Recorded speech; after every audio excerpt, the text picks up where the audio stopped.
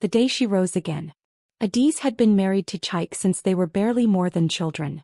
From their teenage years, they walked hand in hand through life's struggles, dreaming of a future together. She gave him her youth, her laughter, her loyalty, her sacrifices. For Adiz, Chaik wasn't just a husband, he was the other half of her very existence. So when he stood one evening in their sitting room eyes cold and told her he wanted a divorce, her world shattered in a single breath. She didn't scream. She didn't argue. She simply stood frozen as if her soul had been unplugged from her body. Days bled into nights. Adiz stopped eating, stopped bathing, stopped answering calls from her worried family. Curtains stayed drawn, her home heavy with silence, her once bright eyes hollow.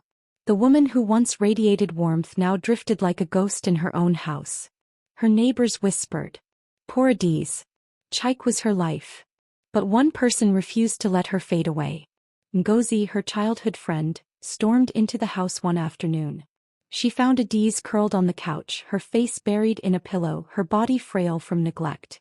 Without hesitation, Ngozi yanked open the curtains, flooding the room with sunlight. Enough, Adiz, she said sharply, her voice trembling with both anger and love. Do you think your life ended because a man walked away? No. You're still here. You're still breathing. You're still you. You gave him your best years, yes, but that doesn't mean your best years are gone. You are not a shadow. You are Adiz, the same woman who once dreamed, laughed, and lit up every room she entered. Adiz blinked slowly as if waking from a deep sleep. Tears welled in her eyes. Ngozi knelt and took her hands firm and steady.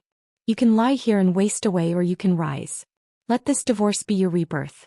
Let it be the fire that forges a new Adiz, stronger, freer, and brighter than ever before. For the first time in months, something flickered in Adiz's chest. A spark. The days that followed were not easy. But slowly she began to eat again. She brushed her hair. She walked outside, letting the wind kiss her skin. She reconnected with old friends, took a course she had always postponed, and even started a small business with skills she once buried beneath marriage. The mirror no longer reflected a broken woman. It reflected a survivor.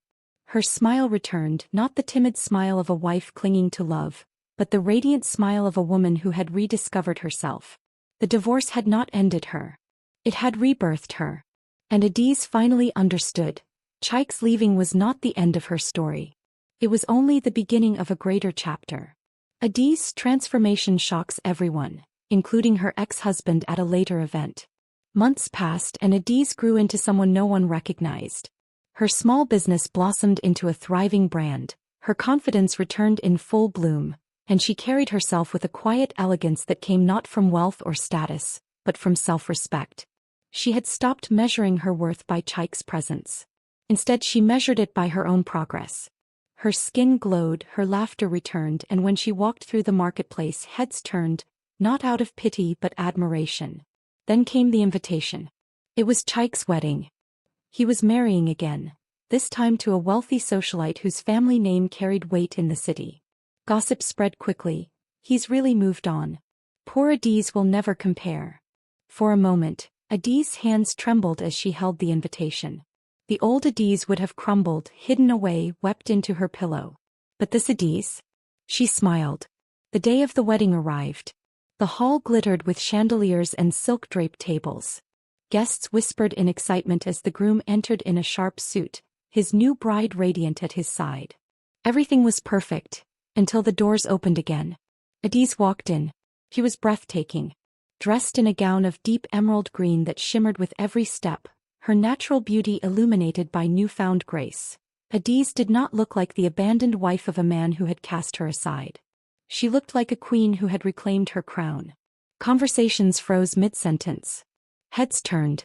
Even the bride's smile faltered for a moment. And then there was Chaik. His confident smirk collapsed as his eyes locked on her. For the first time he looked small.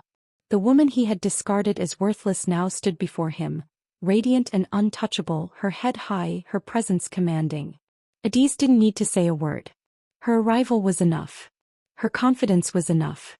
She greeted the elders politely, exchanged warm smiles with acquaintances, and sat with grace, never once looking desperate or bitter. Everyone whispered now, not about Chaik's grand wedding, but about Adiz's stunning transformation. And in that moment Chaik realized the truth.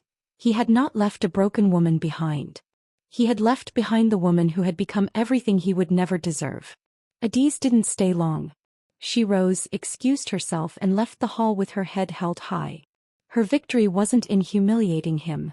It was in showing that she had risen beyond him. That day everyone saw it. And so did Adiz. The divorce hadn't ended her story. It had been the spark that lit her rebirth. Adiz's new beginning. Adiz never thought she would love again.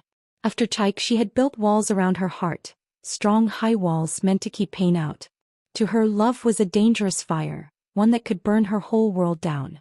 But fate had other plans. One warm evening after a long day at her shop, Adiz stopped by a cafe to review her accounts. As she lifted her head from her papers she froze. Across the room stood Mike, her former business partner from years ago. He looked the same yet different. Taller, more confident, his smile gentle but steady. She remembered him as the man who had always believed in her ideas, the one who had encouraged her even when she doubted herself. What she never knew was that Mike had admired her quietly all those years, loving her from a distance, respecting her marriage, never once crossing the line. "Mike," she said, her voice soft, almost uncertain. "Adiz," he replied, his face lighting up as if he had just found something precious he thought was lost forever. From that moment conversations flowed easily, about old projects, new dreams and the turns life had taken. Mike listened to her with a patience Chaik never had, his eyes filled not with judgment but with admiration. Weeks turned into months. Coffee turned into dinners. Business talk turned into laughter, long walks and quiet moments where words weren't even needed. For the first time in years Adiz's heart beat fast again. Not from fear, not from heartbreak, but from the sweet thrill of being seen, truly seen by someone who cherished her.